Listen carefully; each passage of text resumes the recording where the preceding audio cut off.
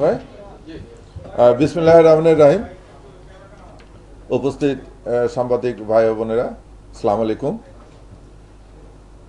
আমরা অনলাইন জুয়ার বিরুদ্ধে ডিবি যে চলমান অভিযান, সেই অভিযানে কালকে অত্যন্ত গুরুত্বপূর্ণ একজন আসামি সহ মোট 6 জন আসামিকে গ্রেপ্তার করা হয়েছে। তাদের বিষয়ে আপনাদেরকে একটু অবগত করার জন্য আজকে এই প্রেস কনফারেন্স। এই প্রেস কনফারেন্সে আপনাদের সবাইকে আমি স্বাগত জানাচ্ছি।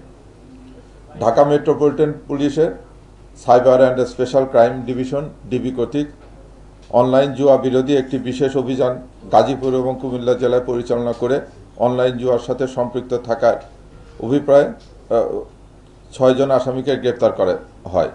অভিযান পরিচালনাকালে ধৃত আসামিদের কাছ থেকে 606টি বিকাশ এবং নগদ অ্যাকাউন্ট সম্বলিত সিম,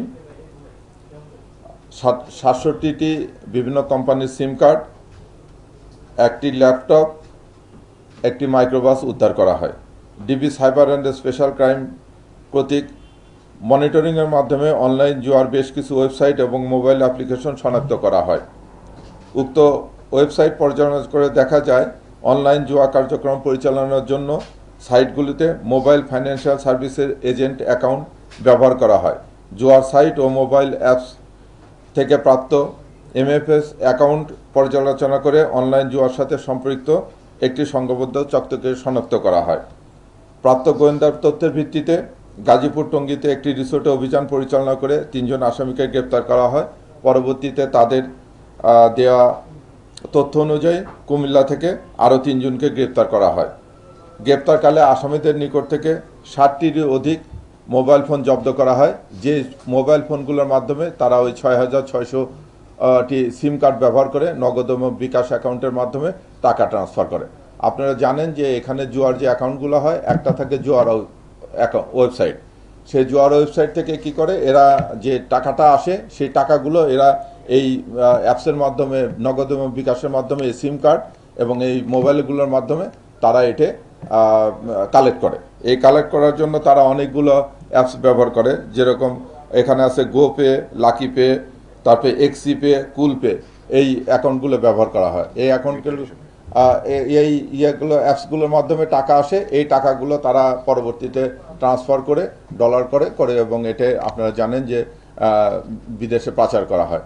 আমরা যে এটাকে ধরেছি যে আরিফুর রহমানকে, সে চালা হচ্ছে গোপে অ্যাকাউন্টটা, এবং তাকে তথ্য দেখা গেছে তার ল্যাপটপ এবং অন্য ডিভাইস জব্দ করে যে এখানে প্রায় ডেলি 5 কোটি টাকার মতো লেনদেন হচ্ছে।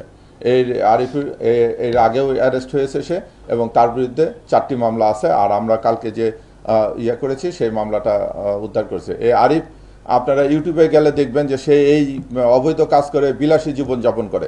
আপনারা ইউটিউবে যে দেখবেন যে কিছুদিন আগে 300 ফিট একটা BMW গাড়ি উল্টায় গেছে, এটা খুব হিট হয়েছে। এটার মালিক সে। ওটার পরে সে আর একটা BMW গাড়ি কিনেছে, এবং সে পুলিশের হাত থেকে বাঁচানোর জন্য একটা ভিন্ন কৌশল নেয়। আমরা যেখান থেকে ধরেছি সেখানে সে 3টে রুম বুক করেছে। সে যে রুমে ছিল সেই রুমটা গাজীপুর রিসোর্টের, সেটা হচ্ছে 50,000 টাকা ডেলি ভাড়া।